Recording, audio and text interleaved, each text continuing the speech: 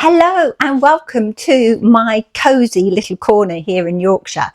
As you all know, I am very well known for my love of tea. It's the smell, the taste, the look, or the whole process of making it. I adore a good brew, and I don't think I'm alone in that passion. A lot of you have said the same thing. But there's something comforting, almost magical about putting the kettle on, choosing the right cup and waiting for that very first sip. Tea isn't just about comfort. It has a fascinating history full of surprising facts, stories and traditions, from hazardous journeys across the sea to clever ways that people made their tea supply last. And when it comes to the Brontes, tea gives us a unique window into their daily lives. By looking at their novels, we can get a sense of how the sisters, their father and Branwell, drank it, how it punctuated their days, and even how it shaped the sort of small rituals of a Haworth household. In this video, we're going to explore all that and more. The history, the social customs, and those little quirks. And of course, the stories behind every cup in the Bronte home. And I've got a little surprise for you all too, which I can't wait to share later in the video. So grab your favourite mug, get comfortable and stick around. We're infusing ourselves, can you see what I did there? In history, in literature, in the Brontes household, and you'll never look at tea quite the same way again.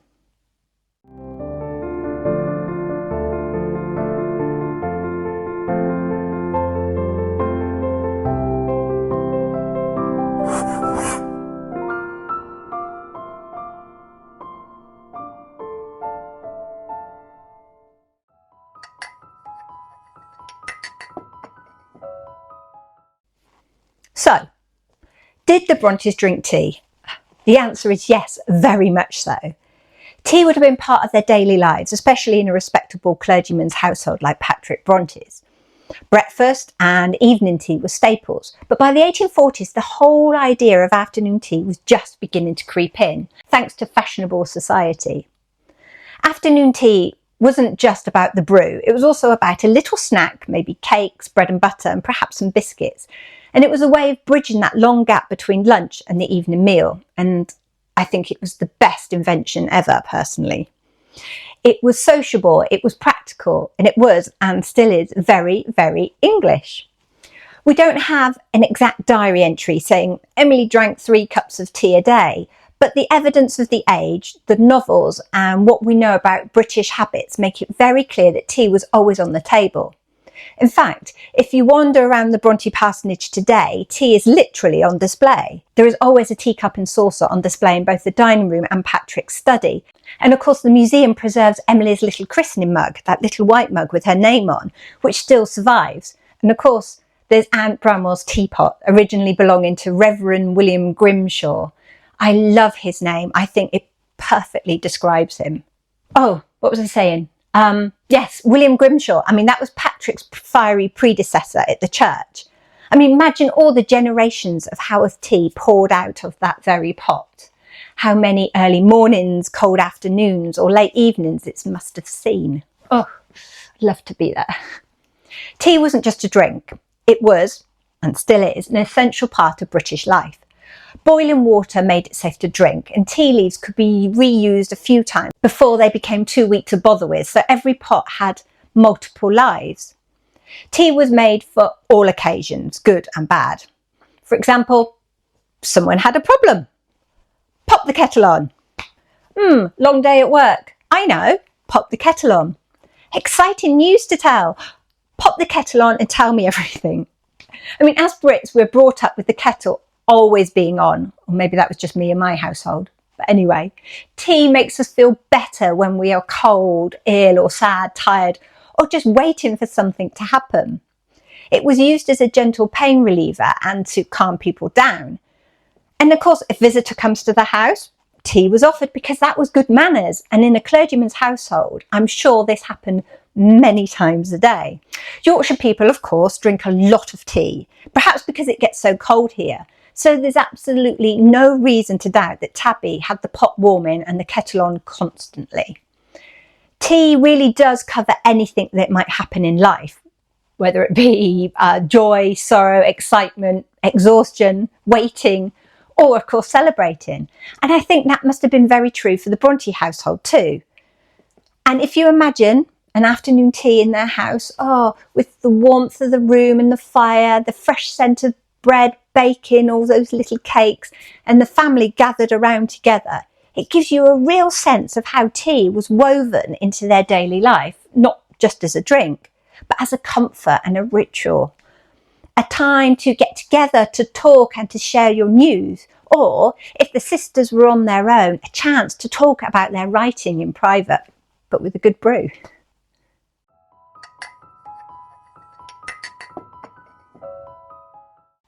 Now, this is where it gets really fun.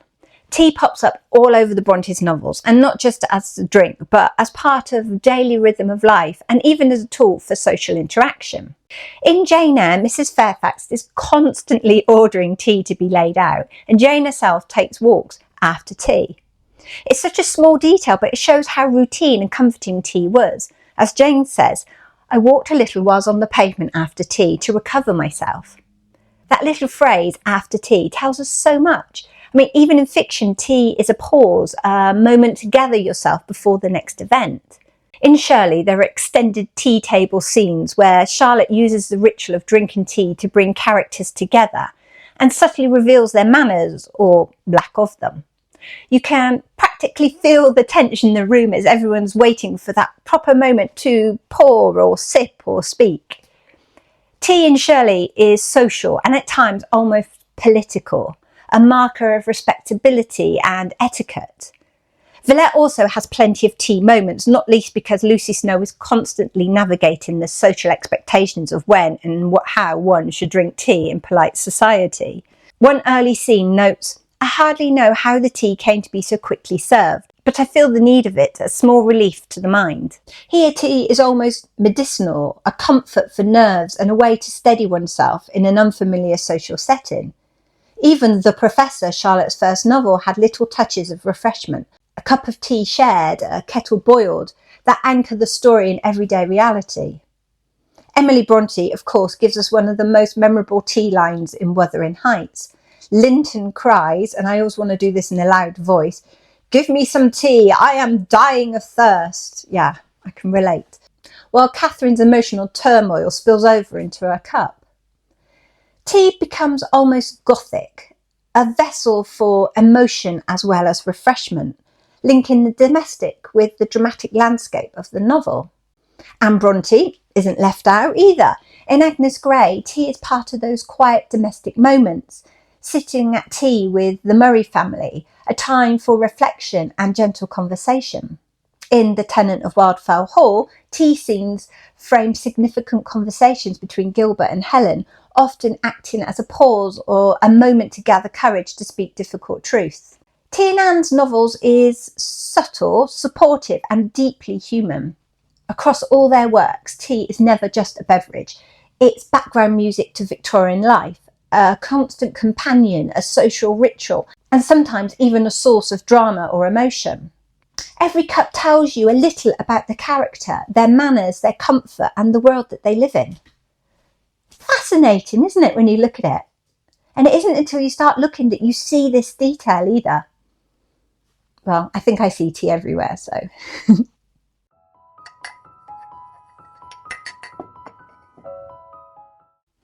Now, let's get into the real nitty-gritty of tea in the 1840s.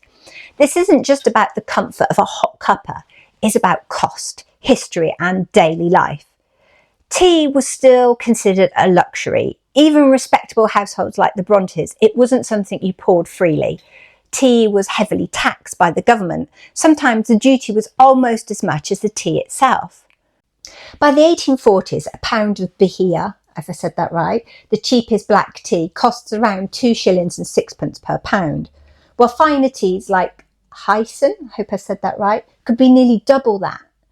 To give you context, a labourer might earn 10 shillings a week, so even the budget Bohea tea was far from cheap. Tabby, the Bronte housekeeper, would have stretched every ounce and made sure nothing was wasted. If we do the maths, you know how I like to do this, 6 adults drinking 3 cups of tea a day, and say 2 servants having 2 cups each, that comes to 22 cups a day, or 154 cups a week. Using about, say, a teaspoon per cup, that's roughly 3/4 of a pound of tea per week. At 2 shillings and 6pence per pound, that works out 1 shilling and 10pence per week. Yes, I'm getting there. Converted to today's money, that's £15 a week just on tea. I mean, it's so expensive when you put it like that. It really was an expense that had to be reckoned with. I mean, this was assuming they were using, of course, a fresh spoonful of tea each time and didn't reuse the old leaves. And that's, that's a very conservative level of tea I've predicted for them there as well. Most tea came from China, brought on long and dangerous sea voyages across the Cape of Good Hope. These journeys could take months, with the ship at risk from storms, pirates, or cargo spoiling. But once it was in England, the grocer would weigh out your tea into paper packets or like a small tin. At home, it was stored in a tea caddy, and I still have a tea caddy today. Some of them were lockable tea caddies because that was a real necessity in the 18th century when tea was almost worth its weight in gold. By the 1840s, though, those locks weren't as common, but plenty of thrifty households, and maybe the Brontes would have been among them, still kept it locked away so that no one could help themselves or add that little extra spoonful to the pot. I mean, when it comes to making tea, a teaspoon per cup was the norm, though people often reused the same leaves for a second, weaker pot, or to pad it out a bit.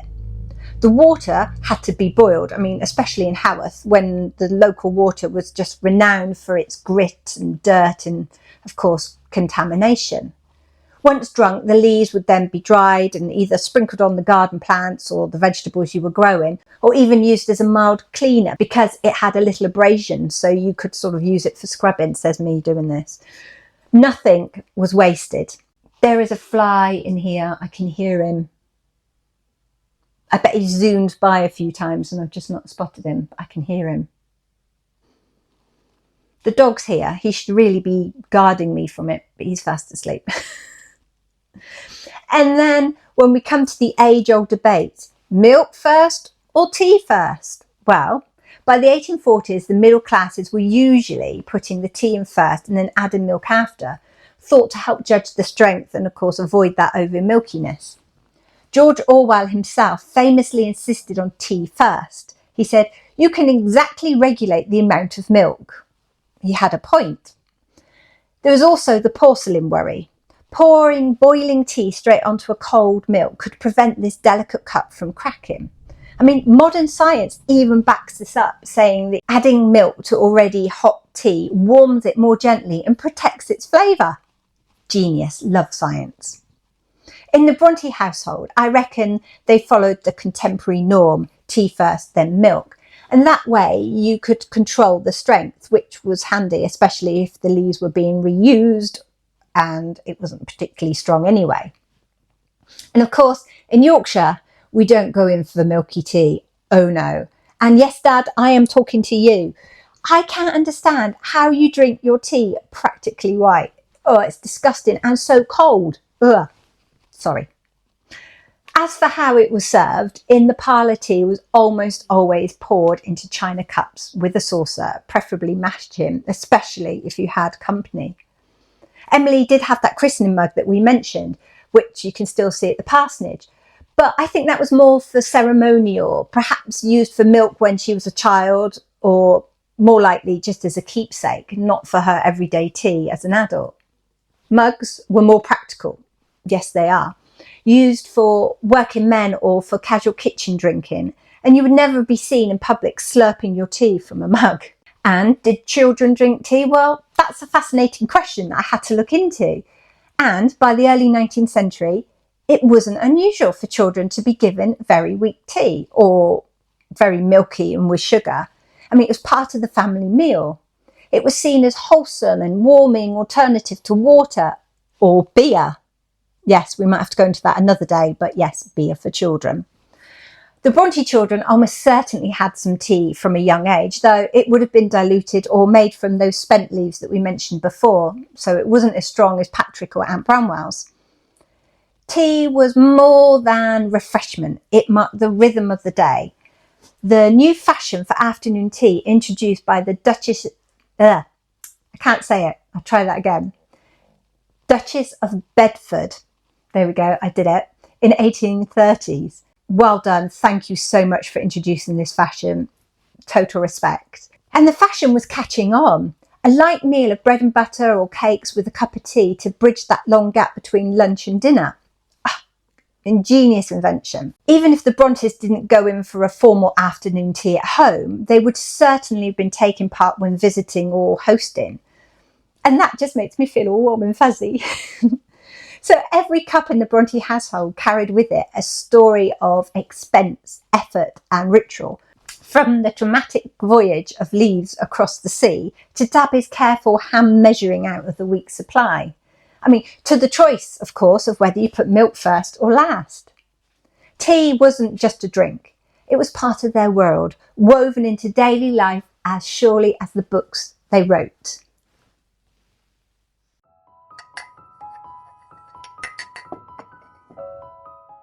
Oh, I'm going to have to put my mug down. I've just slopped it on my trousers.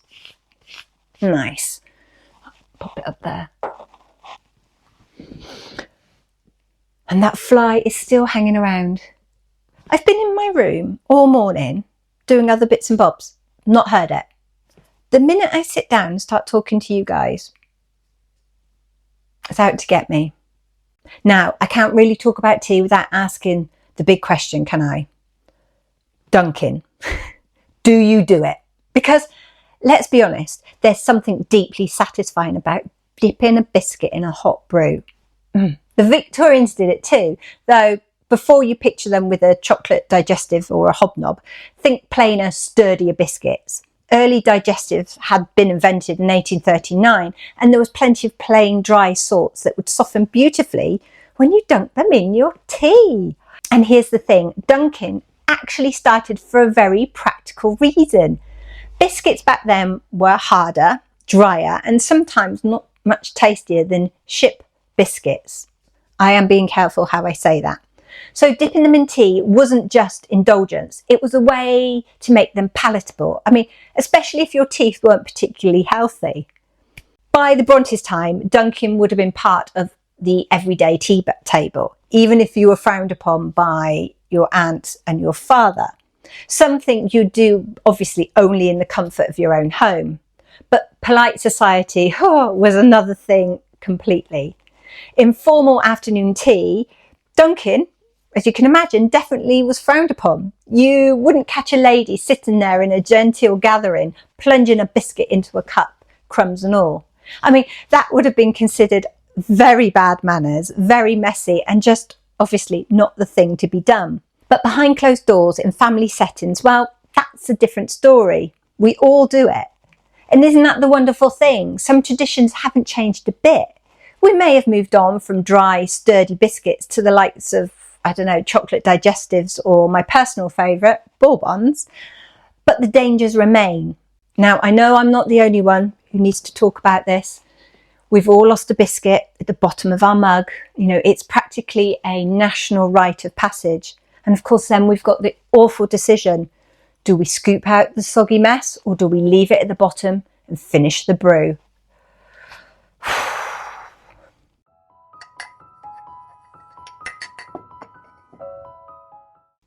Tea wasn't just a drink in the Bronte household, it was woven into the rhythm of life.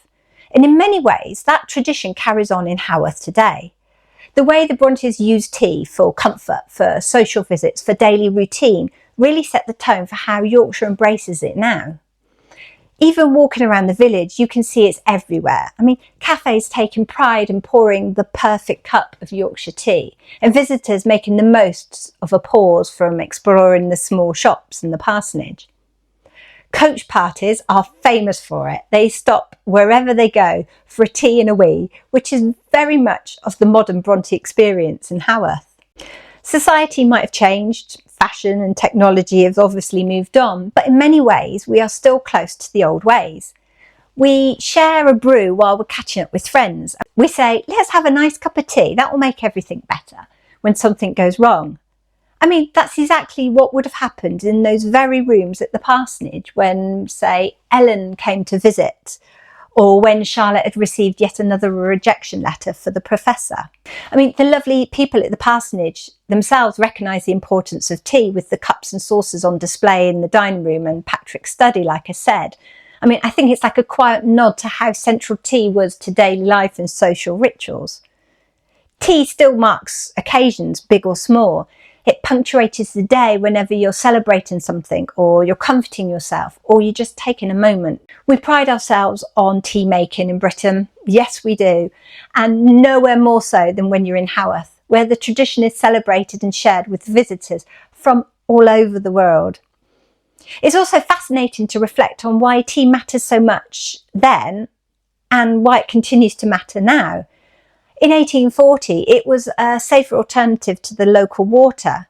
It was warm and calming and a shared ritual connecting family members. I mean, today it's still comforting, it's still social, and it's still grounding. A warm cup that might have warmed Patrick after a long morning of writing, or steadied Charlotte while she waited for a particular letter. It now gives visitors a small connection to their world, a taste of history in a mug, perhaps even your very own special mug. So whether you're wandering the cobbled streets of Haworth, or enjoying a brew in one of the local cafes, or just putting the kettle on at home. And yes, it still brings people together, just as it always has, from the moors of Haworth to the modern cafe tables where coach parties stop for their essential tea and a wee.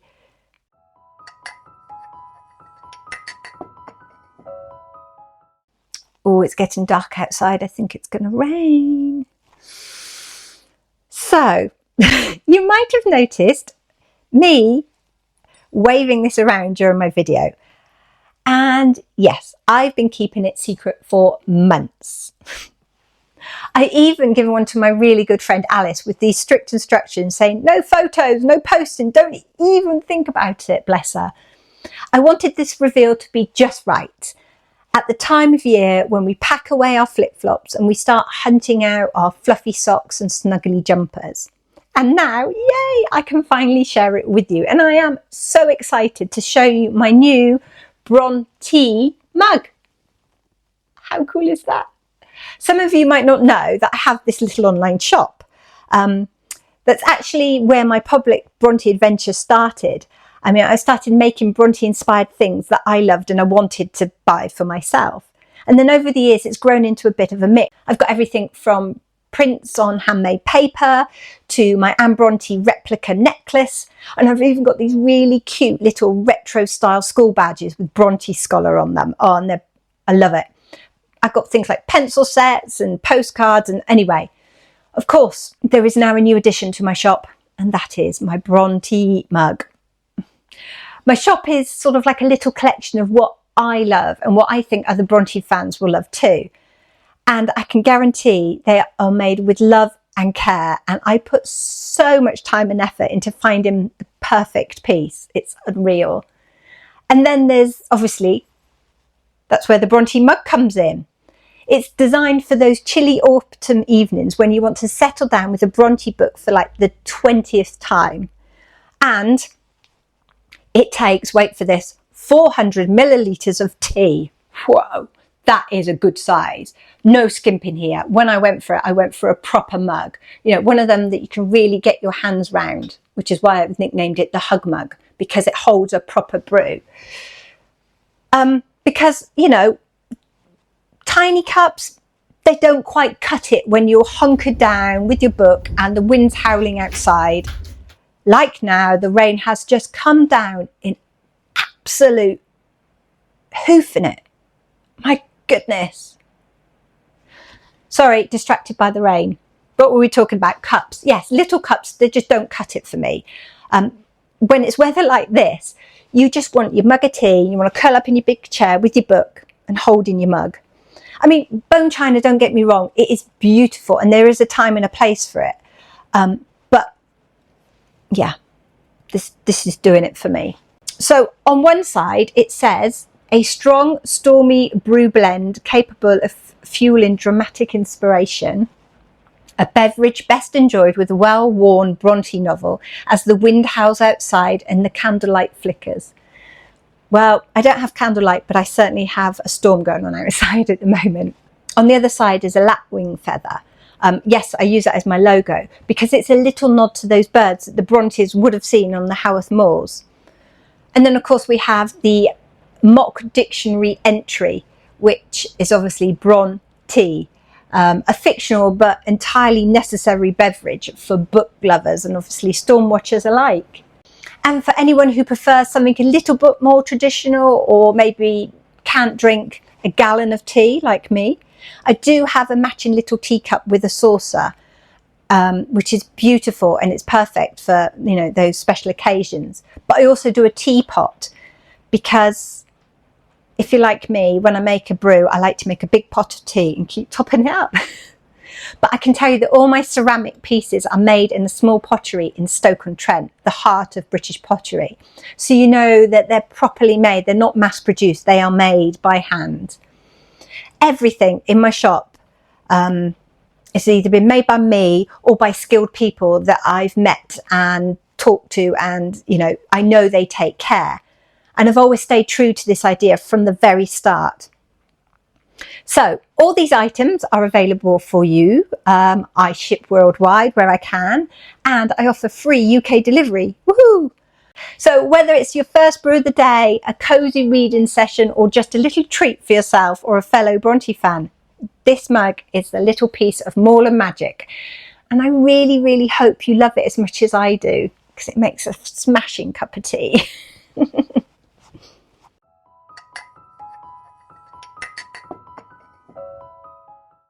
Oh, the rain stopped. That was just a shower. It was quite heavy though. Anyway, where were we? You might think we've covered everything about tea, but the 1840s were full of surprises. Tea wasn't just a drink. It's life. It had a life of its own, and some of the stories are rather colourful. For example, tea competitions were a real thing.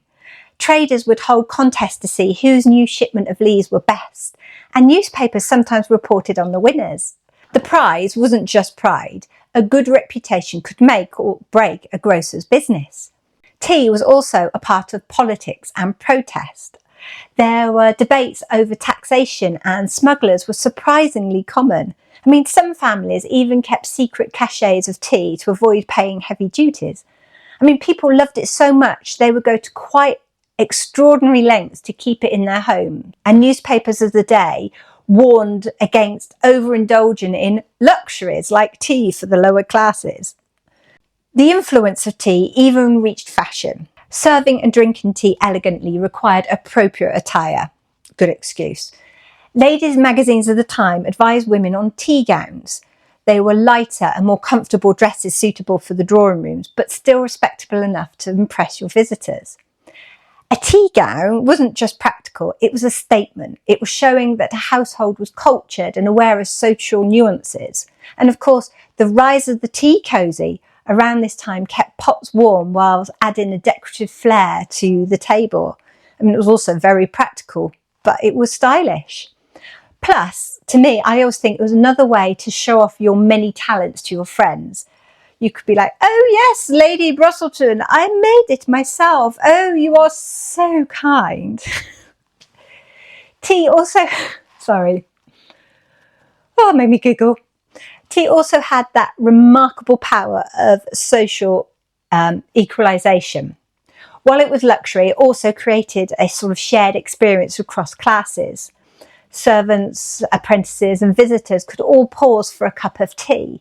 The ritual allowed conversation, bonding and even negotiation. And in many homes, tea softened the division between the generations and between the social hierarchy, however subtle. Another interesting point, tea drinking shaped domestic life in ways we may not immediately notice. Tea was an excuse for conversation and gossip, especially amongst women. Are we surprised? Ladies' societies and small gatherings often revolved around a cup of tea. Recipes and instructions for proper brewing was published in magazines and newspapers, and tea etiquette guides were becoming a big deal. You could be judged for how you poured your tea or how much milk you added, or even how you held your cup. And of course, there were regional variations. In northern towns like Leeds or Haworth, tea was often stronger and heartier, a reflection of both climate and temperament. People talked about breaking the tea. It was like testing a new batch for strength and flavour, and even measuring it carefully for each pot. The Brontes' Haworth neighbours, I imagine, would have followed similar routines, with cups at the ready and kettles on at almost any hour. Newspapers reported families using tea to boost morale during illness or after a bad harvest. I mean, it was warming, soothing, and surprisingly practical. Even if money was tight, tea somehow found a way onto the table, which probably explains why it's become such an essential part of British culture. So, even beyond the parsonage, tea in the 1840s was about stories, politics, trade, etiquette, comfort, fashion, and social connection. It's more than a beverage. It is a window into the lives, hopes, and habits of people like the Brontes. And yes, it still makes me incredibly excited to put the kettle on.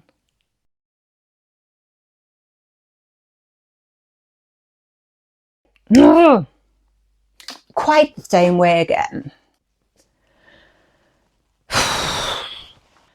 So, gosh, this is... I'm going slightly mad. Tea was also a part of...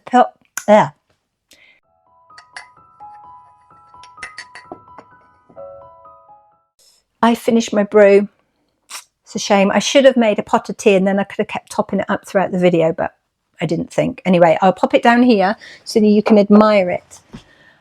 Anyway, that's a wrap on my deep dive into the Brontes household. I mean, from the cost and obviously the careful measuring to the social rituals, the cups, the mugs, the little quirks, and even those surprising stories of how tea shaped life in Haworth. I've hoped you've enjoyed immersing yourself in all the history and the stories as much as I did sharing them with you. Before you go, I have my 3 questions for you, and I'd love to hear your thoughts in the comments. So this week they are: number 1, what do you think about the cost of tea back in those days? Would you have sacrificed something else on your shopping list for tea leaves? Well, we know what my answer would be, so yeah, let's hear yours. What would you sacrifice, or how far would you go to making sure you had tea leaves in your bag? Number 2, how many cups of tea do you drink on an average day? Okay, be honest, this might make me feel a bit better about the amount I consume every day. So you could say I'm doing a worldwide survey. But yeah, it'd be really interesting to know, how many brews do you get through in one day? And then we've got question number 3. Do you know any tea facts that we should all hear? I personally want to know so much more. So if there's anything you know that we haven't covered, or something I have covered but you can tell me more about it, please pop that in the comments as well. I'd love to hear about it. And while you're down in the comments, I need to tell you about something. There is a new button on YouTube. Oh yes, it's called the hype button. It's like a little power up button, you could say. And if you tap the hype button, it's a bit of a mouthful, basically you're telling YouTube, this is brilliant, more people should see it. And YouTube will listen and will start promoting my videos to more people, and obviously telling more Bronte fans and hopefully tea lovers that I'm here. And also obviously let people know that we have this little community over here on the internet. And also I've put a link in the description below to my online shop. So if you want to get one of these beautiful Bronte mugs, then go there, have a look, and obviously look at all the other bits and bobs I have. I have so many little things there, and every year I try and bring something new out to keep obviously more fun for everybody. So go and have a look. Thank you so much for watching today. And if you like this video or any of my videos, please do that whole likey, subscribey, hypey thing, because it really does help me out and it lets YouTube know that we want to watch more Bronte videos. I'm going to have to remember to put hypey or hype in that. I'm going to forget, aren't I? Oh well, we'll see how we get on. Have a lovely weekend, everybody. Take care, and I will see you the Friday after next for more Bronte adventures. See you soon. Bye.